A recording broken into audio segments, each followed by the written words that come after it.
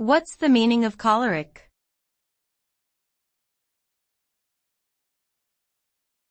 Choleric.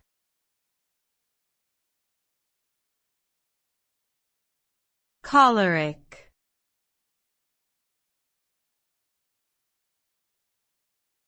Choleric.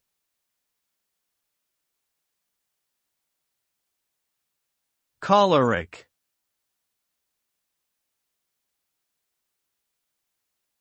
Choleric is an adjective used to describe a person who is prone to being easily angered or irritable, and may express their emotions through outbursts of temper.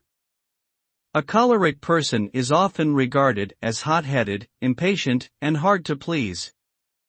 This temperament can create difficulties in personal and professional relationships as they tend to be confrontational and may struggle to accept criticism. It is important to note that being choleric is not inherently good or bad, but it is a personality trait that can impact how one interacts with others.